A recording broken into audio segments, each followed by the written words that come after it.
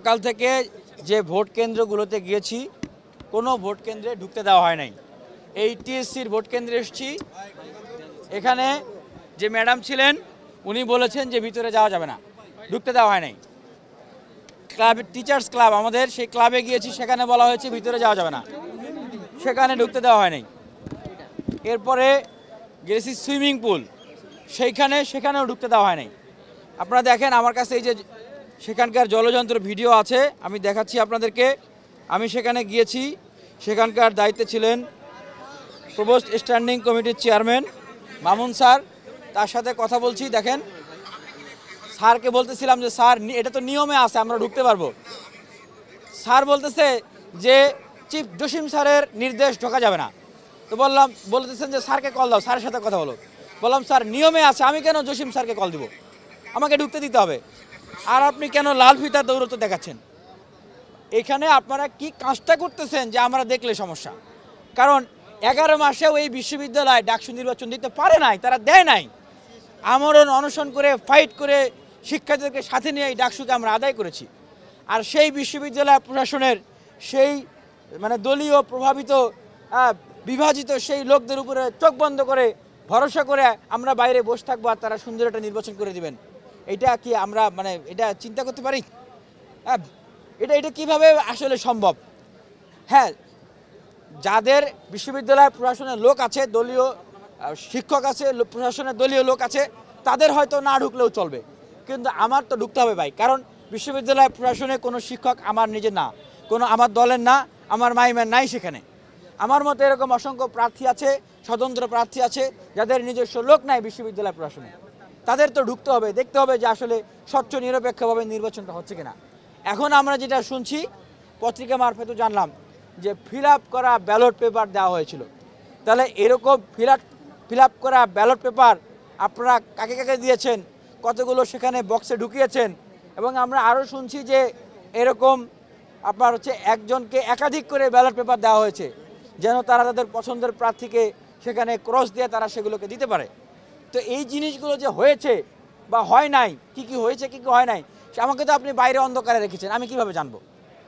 I repeat, আপনি যখন স্বচ্ছতাকে পর্দার আড়াল করে আপনি আমাকে কেন্দ্রের বাইরে আপনি রাখবেন, কেন্দ্রে ঢুকতে দিবেন না, তখন সেখানে কি হয়েছে আর কি হয় নাই এর দায়িত্ব বিশ্ববিদ্যালয় প্রশাসনকে নিতে হবে। বিভিন্ন প্যানেলের শীর্ষ নেতারা তো ঢুকেছে এবং তারা বলেছে যে এটা বৈধ।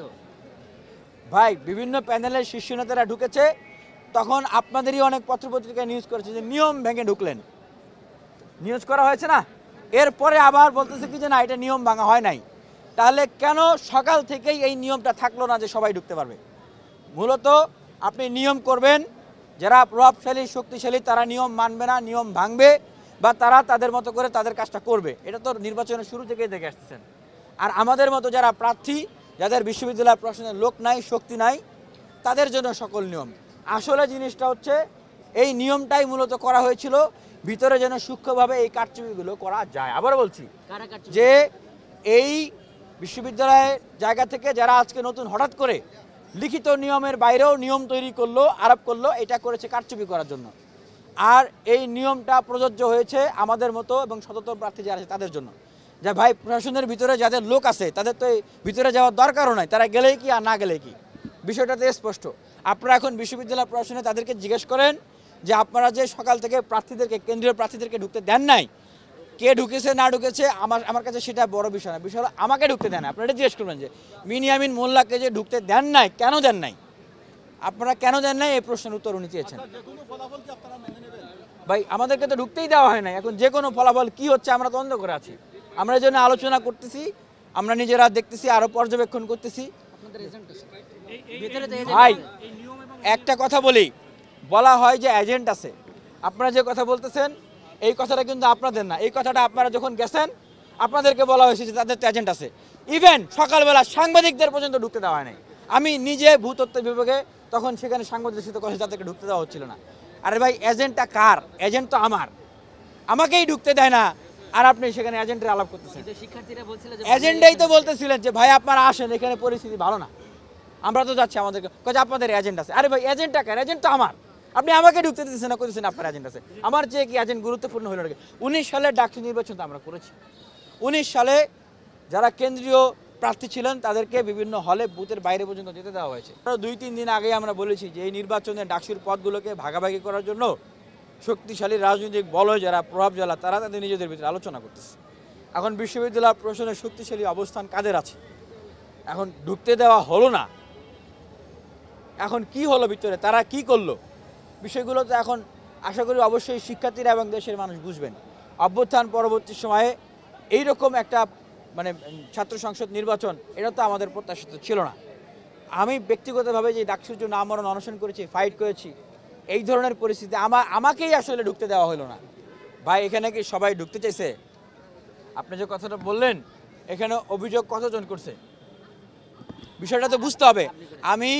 আমি অভিযোগ করেছি, আমি একটা প্যানেলের আমি ভিপি প্রার্থী। আপনি বললেন 45 জন ভিপি প্রার্থী, 45 জন ভিপি প্রার্থী কিন্তু আপনাদের কাছে এখন অভিযোগ করেনি, এখন করবে 45 জনই করবে এখন আপনাদের কাছে অভিযোগ।